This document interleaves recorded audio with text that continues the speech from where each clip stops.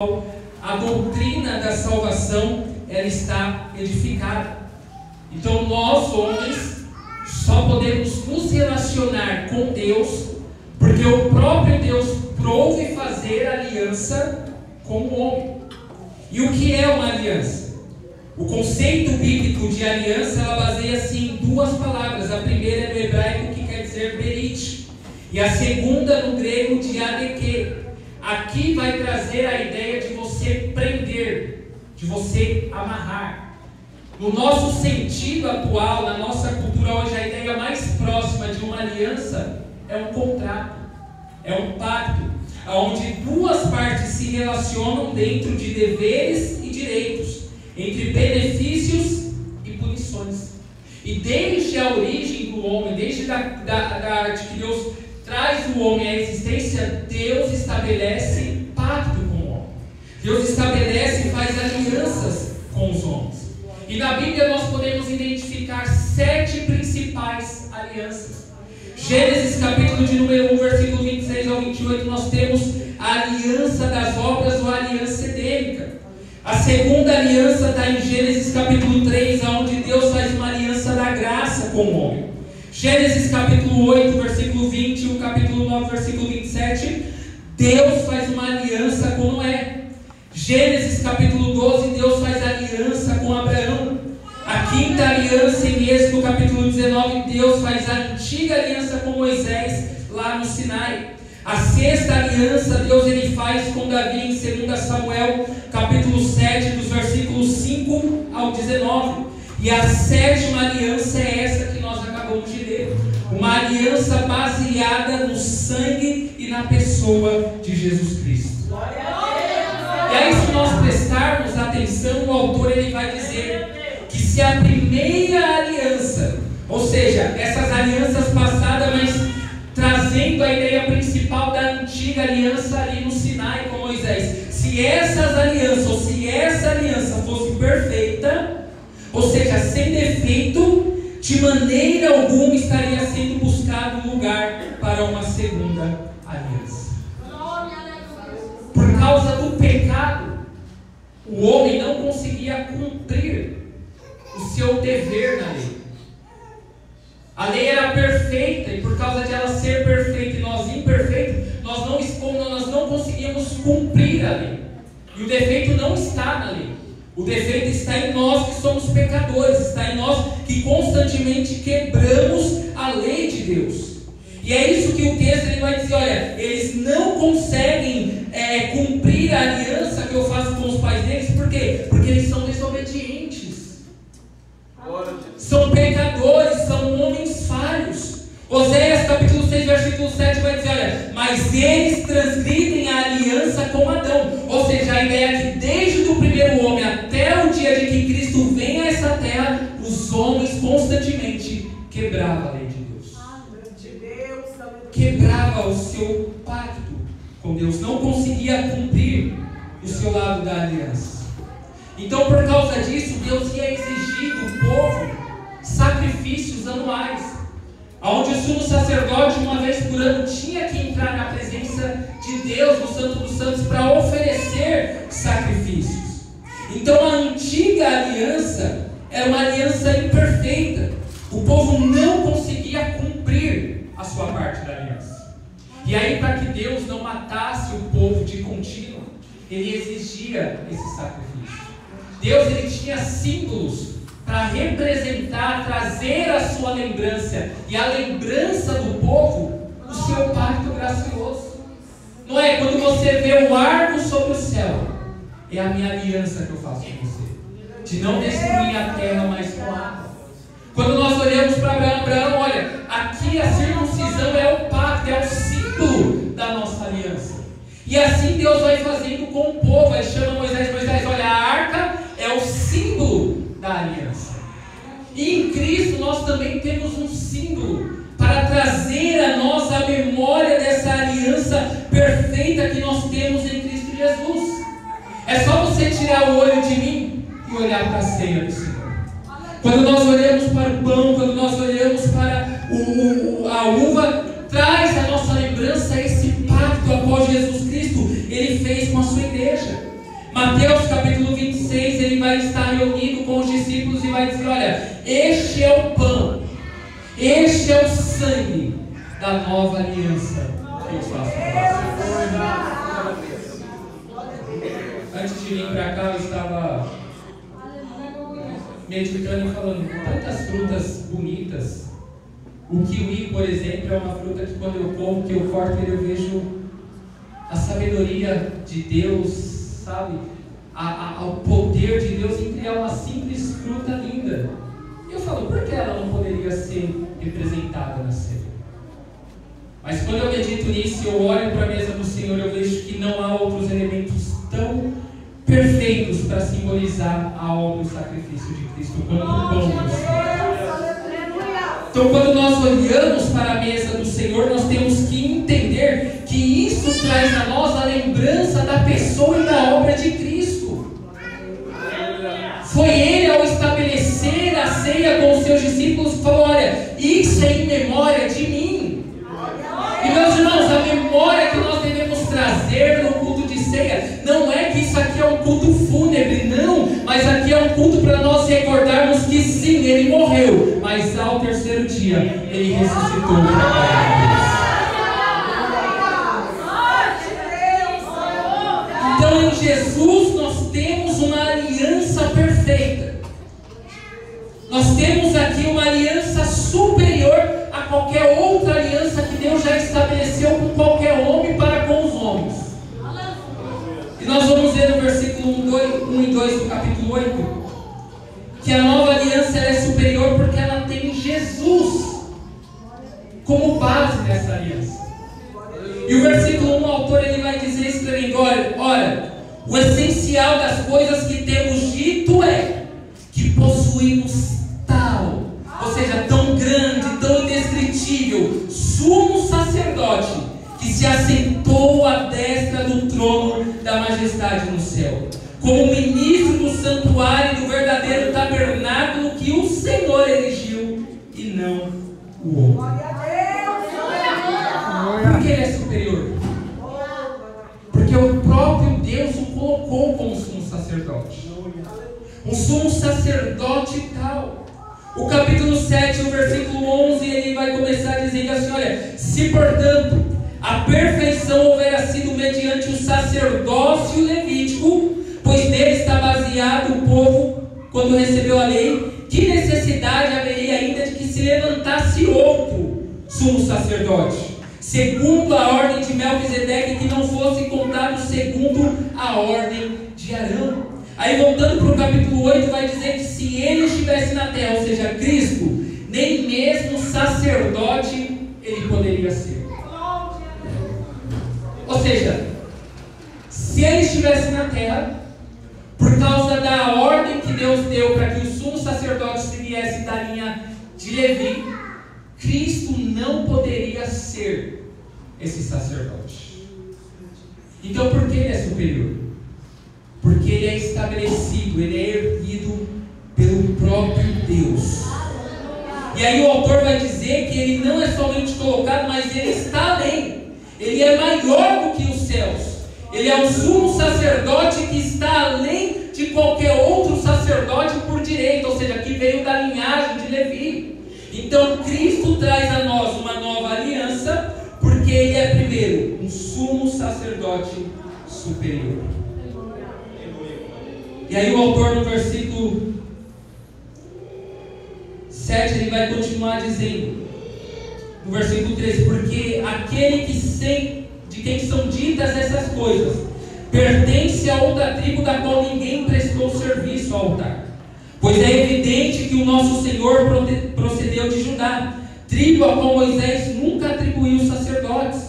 E isto ainda é muito mais evidente quando a semelhança de Melquisedeque se levanta outro sacerdote constituído não conforme a lei de mandamento carnal, mas segundo o poder de vida indissolúvel, porque se testifica: tu és sacerdote para sempre, segundo a ordem de Melquisedeque. Portanto, por um lado se revoga a anterior ordenança por causa de sua fraqueza e inutilidade, pois a lei nunca aperfeiçoou coisa alguma. E por outro lado se introduz esperança superior, pelo servirmos a Deus. E visto que nem que é sem prestar juramento, porque aquele que sem juramento são feitos sacerdotes, mas este com juramento, porque aquele que lhe disse, o Senhor jurou e não se arrependerá, tu és sacerdote para sempre. Ele não é sacerdote trocado anualmente. Ele não é sacerdote colocado quando morre e se levanta outro. A aliança nova, ela é superior, porque Jesus é eterno. Ele não pode passar essas coisas. Versículo 3 do capítulo 8. Pois todo sumo sacerdote é constituído para oferecer tanto dons como sacrifícios. Por isso era necessário que também esse, Jesus, sumo sacerdote, tivesse aquilo que oferecer. Então, versículo 1 e 2 do capítulo 8, nós temos a apresentação desse tal sumo sacerdote. Aí o versículo 3 continua ainda falando desse sacerdócio, mas aí ele vai trazer algo ainda mais profundo. Porque o sacerdote no Antigo Testamento, ele apenas apresentava o sacrifício. Ou seja, ele passava por toda a cerimônia religiosa para se apresentar diante de Deus, e aí ele oferecia o sacrifício em favor dele e da nação. Só que aí no versículo 3 o autor está dizendo que Cristo não é somente esse que apresenta o sacrifício, como ele é o próprio sacrifício diante de Deus. Ou seja, Jesus é tanto o sacerdote superior, como ele também é o sacrifício superior. Aí o capítulo 9, versículo 11 vai dizer assim, olha: quando, porém, veio Cristo como sumo sacerdote dos bens já realizados mediante o maior e mais perfeito tabernáculo, não feito por mãos, quer dizer, não dessa criação, não por meio de sangue de bodes e de bezerro, mas pelo seu próprio sangue, entrou no Santo dos Santos uma vez por todas, tendo obtido eterna redenção. Portanto, se o sangue de bodes e de touros e a cinza de uma novilha espargidos sobre os contaminados os santificam, quanto à purificação da carne, muito mais o sangue, vou repetir para você, olha, muito mais o sangue de Cristo, que pelo Espírito eterno a si mesmo se ofereceu sem pecado a Deus, para purificar a nossa consciência das obras mortais,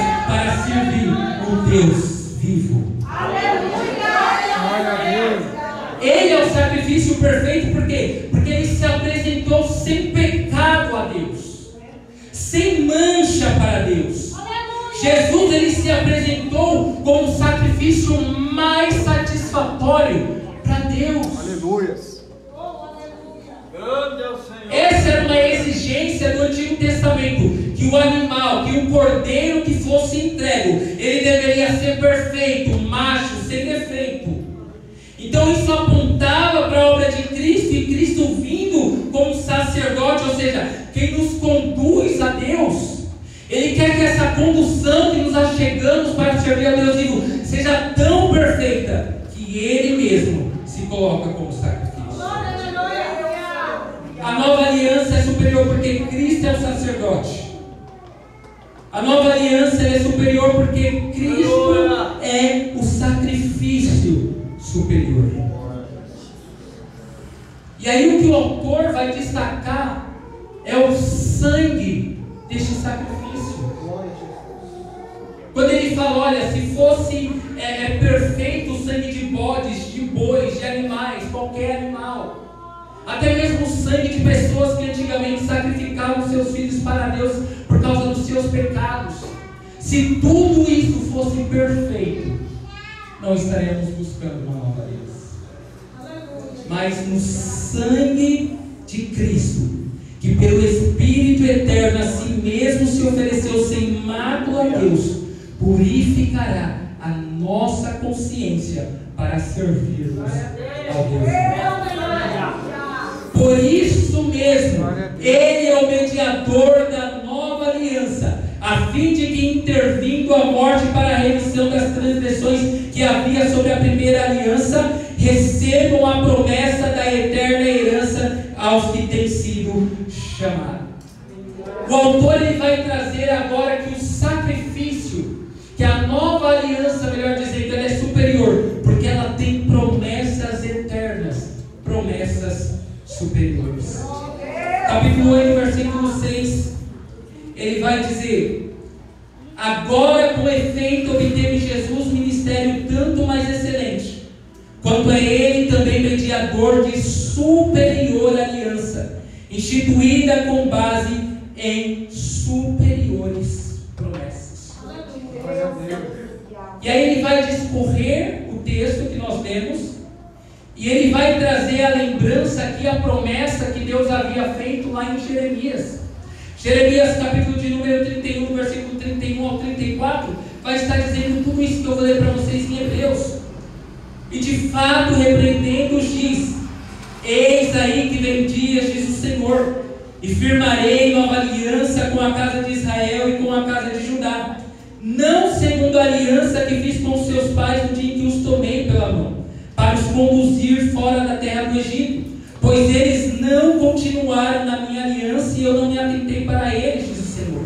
E aí vem a promessa que Deus faz: porque esta é a aliança que firmarei com a casa de Israel.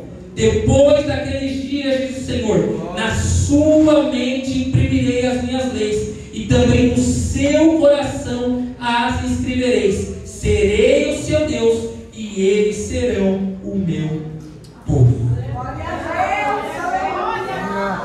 Aqui tem uma promessa superior. Aqui tem uma promessa muito mais profunda do que a que foi feita no Antigo Testamento. A promessa aqui está baseada em nosso relacionamento com Deus.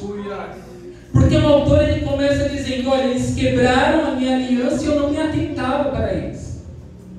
Mas agora não. Agora eu vou colocar na mente deles, no coração deles, as minhas leis. E eu vou ser o Deus deles. E eles serão o meu povo. Ô meu irmão, mais interessado em se relacionar com nós é Deus.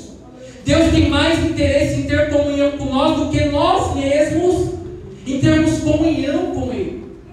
E por causa dessa promessa, Ele deu o seu Filho para que de fato Ele seja o nosso Deus e nós sejamos povo de Deus.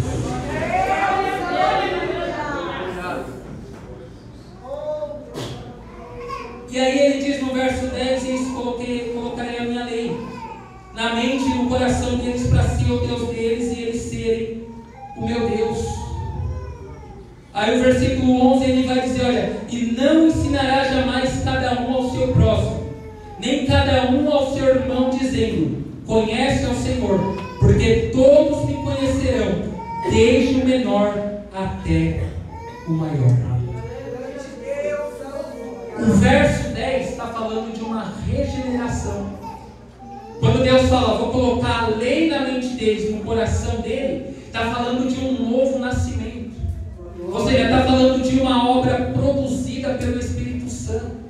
O Espírito Santo é quem convence o homem do pecado. É quem leva o homem a se arrepender, a confessar Cristo como Senhor. Então no verso 10 nós temos a promessa de redenção. Nós temos a promessa de regeneração. A promessa de um novo nascimento e o Espírito Santo sendo dado a nós. Aí o versículo 11 é uma promessa condicionada do versículo 10.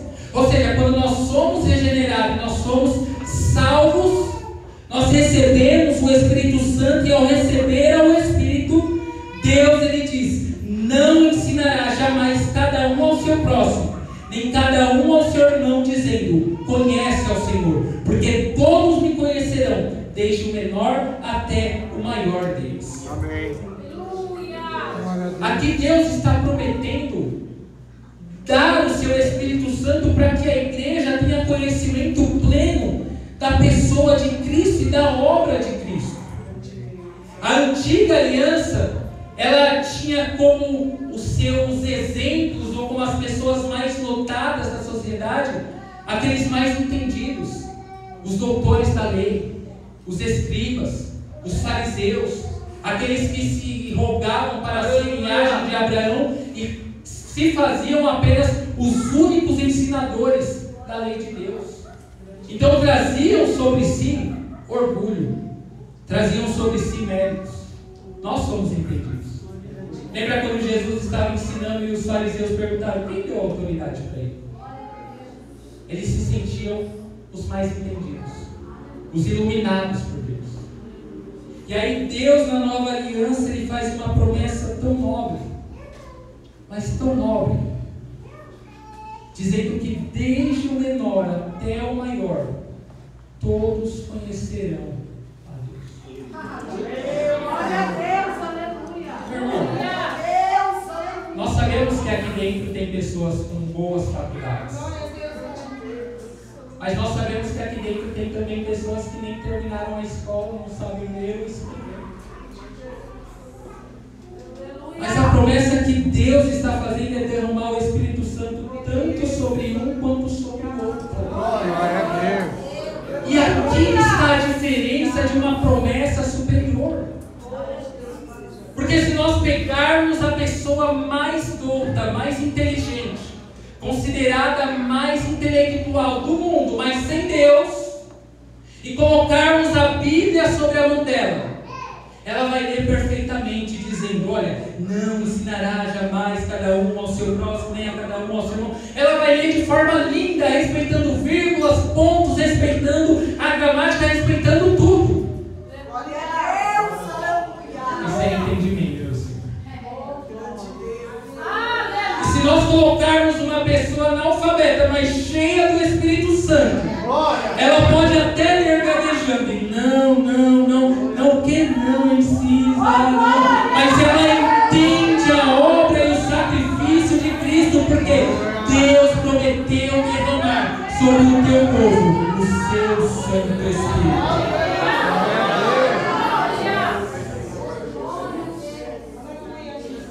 O Espírito é uma promessa superior. É o Espírito que nos faz ter entendimento nesse momento. É o Espírito Santo que nos faz olharmos a mesa do Senhor e sabermos que nós não éramos dignos, mas Ele agora, ao dar o seu Espírito Santo a nós, nos dá a dignidade de vir e participar da ceia. Para nós encerrarmos, que já deu meu tempo. Deus, Ele continua prometendo uma promessa superior no versículo 12, dizendo: olha, pois para com as suas iniquidades usarei de misericórdia, e dos seus pecados jamais me lembrarei. Para resumir, a antiga aliança era necessário sacrifícios contínuos, porque não havia perdão dos pecados, mas uma remoção temporária desses pecados. E aí Deus, Ele promete dizendo: não mais me recordarei. Jamais, jamais aqui não é um momento, jamais aqui é nunca. Nunca me lembrarei dos seus pecados. E isso é tremendo.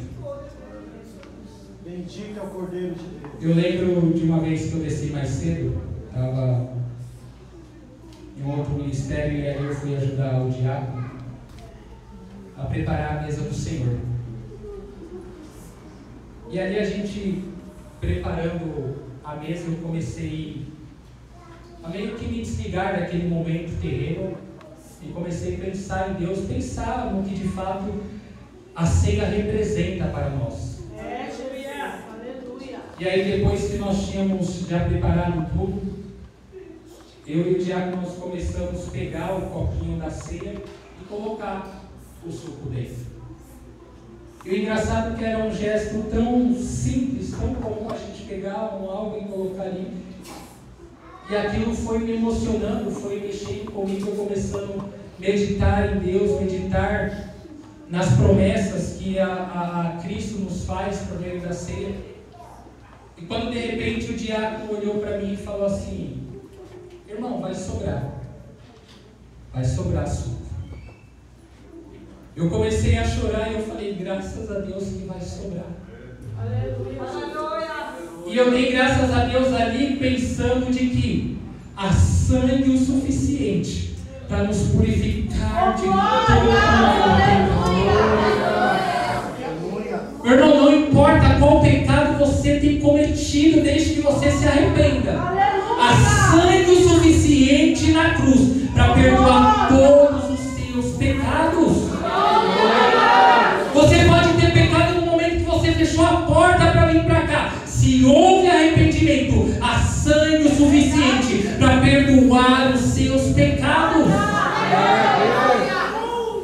Eu faço as palavras daquele diácono nas minhas, vai sobrar sangue, ou seja, há sangue de Cristo, não somente no passado, não somente no presente, mas até Cristo voltar, há sangue o suficiente para perdoar a sua igreja de todos os seus pecados.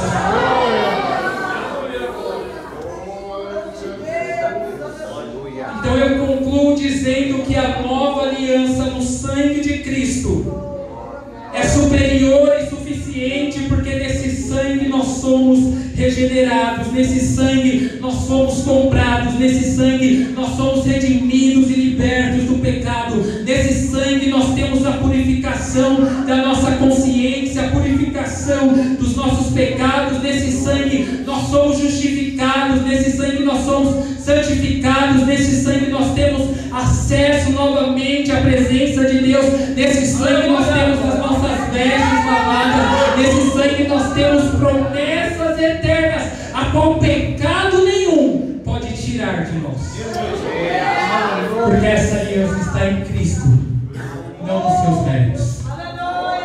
Essa aliança está baseada no sangue de Cristo e não em você mesmo. Amém.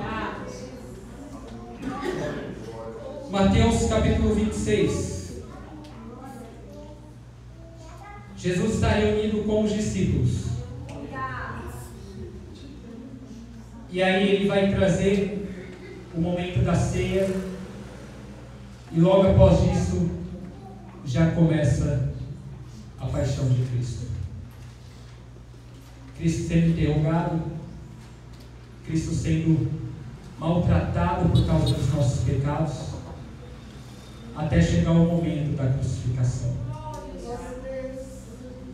E aí o soldado fura ao lado dele, aqui fazendo um resumo, você já conhece a história, e sai água e sangue. A água e o sangue confirma tudo da nova aliança, que há duplo perdão para os nossos pecados, que Deus é o maior interessado em nos perdoar, que Deus não somente quer nos perdoar, mas Ele pode nos perdoar de todos os nossos pecados. Cristo, ao terminar a ceia, Ele cantou um hino. Não sei qual hino foi, mas se Jesus cantou, era um hino bonito, era um hino perfeito. E é isso que eu convido a vocês a fazerem nessa noite, com a continuação aqui do pastor André. Louve ao Senhor pela sua promessa eterna, pela salvação eterna que Ele concedeu. Que Deus abençoe.